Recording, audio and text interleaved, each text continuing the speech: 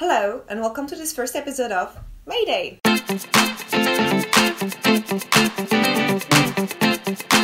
The concept of MAEDAY is pretty simple. It's kind of a Q&A that I will try to do regularly around self-care to give you guys tips. I've had a lot of questions, so I've decided to make several specialized episodes, and this one is about self-worth. How do you stop comparing with others? That's a question that came back a lot.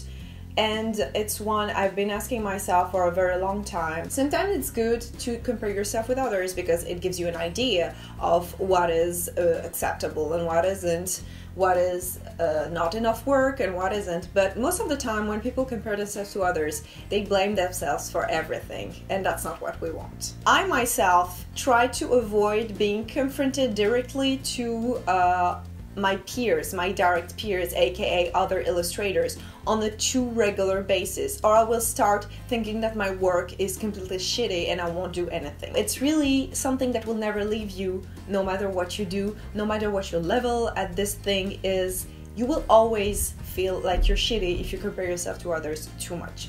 So I think that the most efficient way to stop comparing yourself with others is to be super busy. That's what I try to do. I have a planner that I always fill with stuff to do so that I keep busy and I don't deconcentrate. Because what happens when you compare yourself with others is that you get distracted.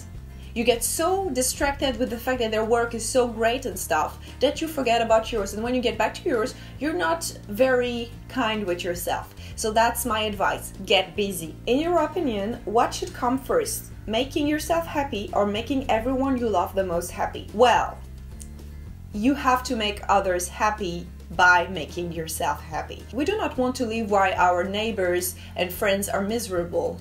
We want to be in a happy place with people who are also happy. That's, the base of humanity for me. To be able to give to others, you have to have emotional availability.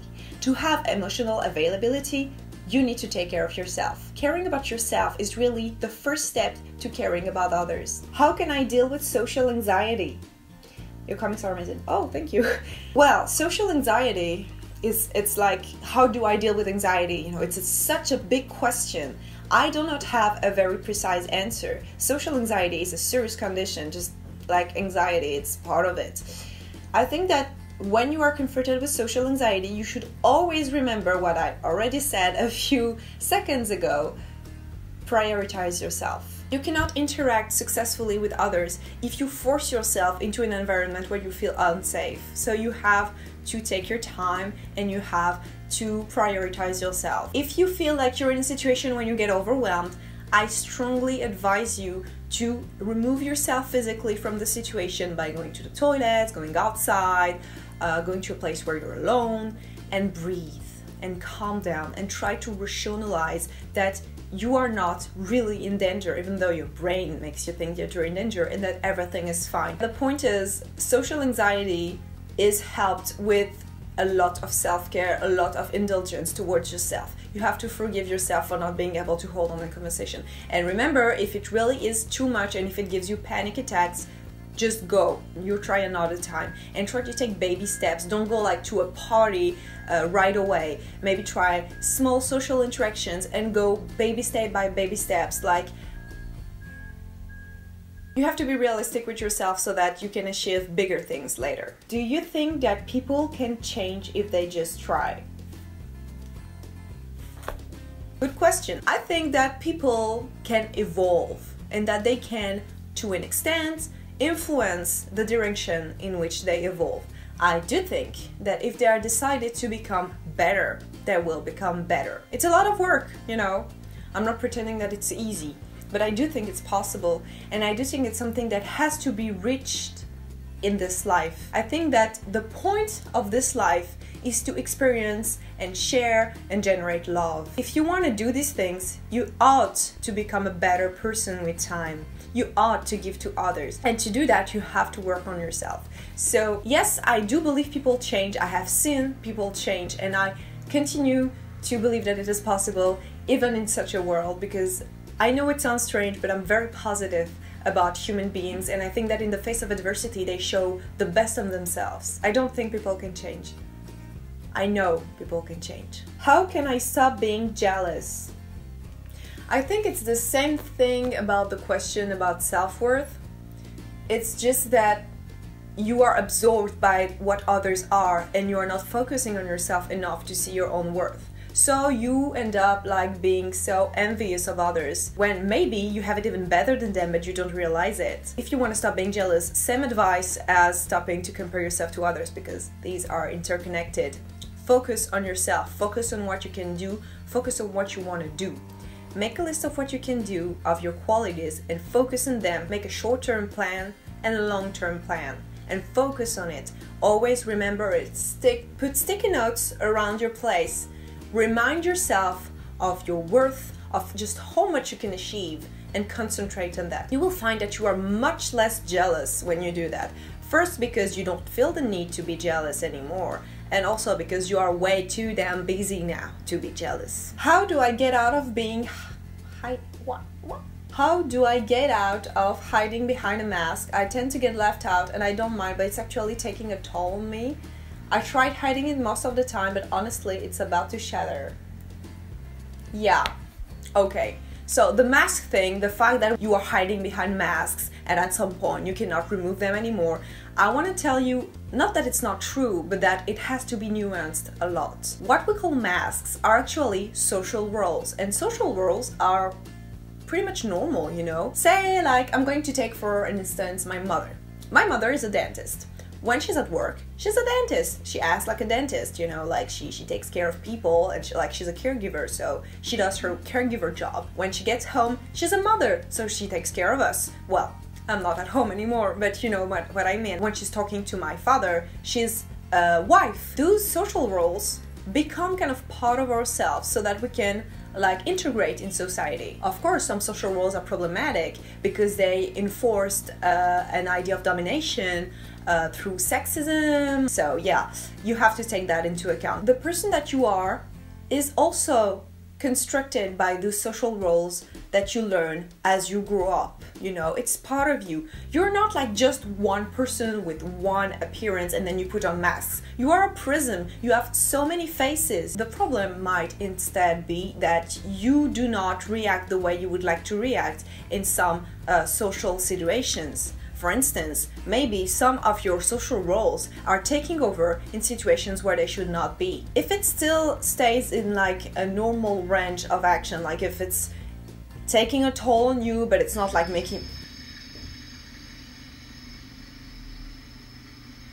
I did not know that when these kind of things happen, you have the urge to kill somebody.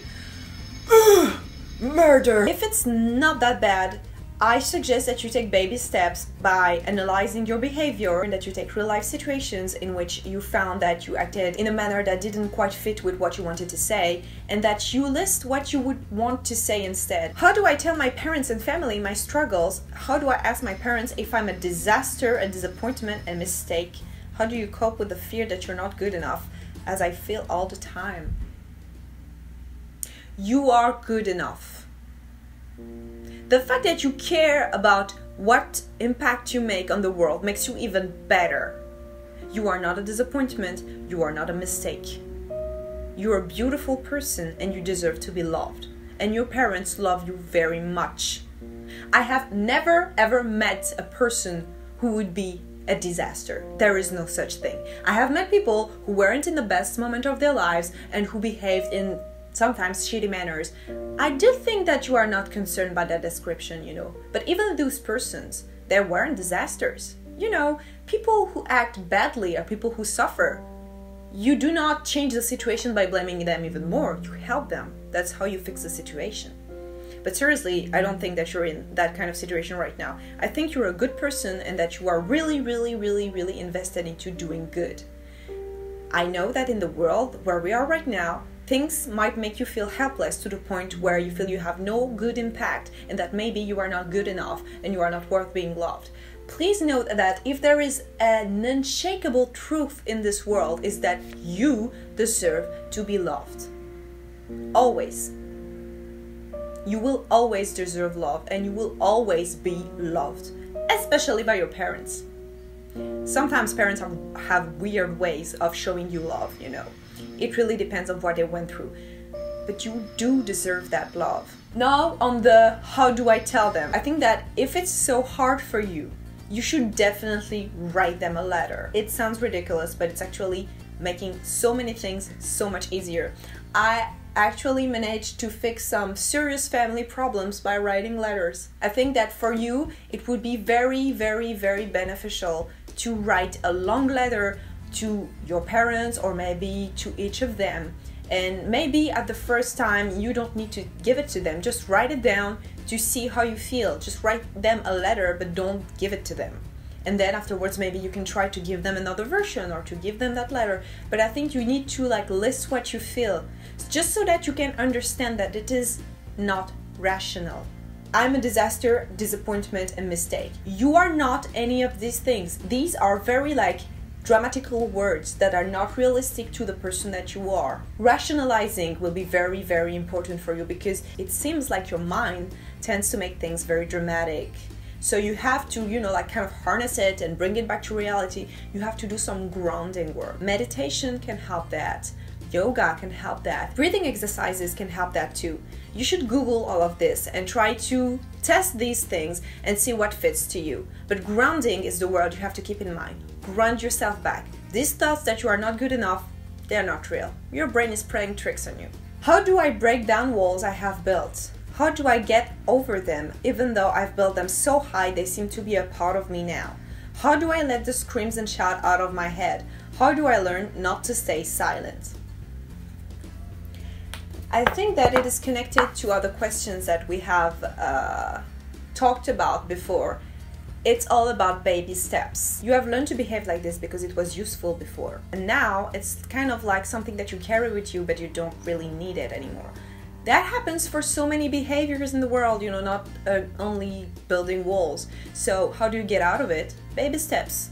You build walls, you take a stone away, and then another, and then another. Make a list of very, very small things you can do to start to unbuild that wall. For instance, ask for help in a situation where normally you would not. Try to share a feeling in a situation where you wouldn't share anything. Try to express yourself and to reach out to others through small little challenges that you will give to yourself. Be careful, these challenges have to be very small, otherwise you will not achieve them easily and it will not encourage you to continue. We want you to feel satisfied with yourself here, so we want you to make challenges that you can actually win, okay? You are not here to surpass yourself, you are here to get out of a bad situation. So, again and again and again, the same words. Baby steps. I hope that this first episode of MAEDAY has been useful to you. If you have other questions, you can ask them on Twitter using the hashtag #AskMaeril, and I will use them in the next MAEDAYs. I'll see you around on social media, and in the meantime, please take care of yourself so you can take care of others. Goodbye! Hey guys, just a little heads up. If you like what I do, consider signing up for a small monthly donation on patreon.com/Maeril. I really do depend on you all to keep this channel going. If you'd like to pay but have no money or it got swallowed by your pet salamander, you can also tip me for free on utip.io/Maeril. That's right, you heard well, for free. That's all for me. See ya!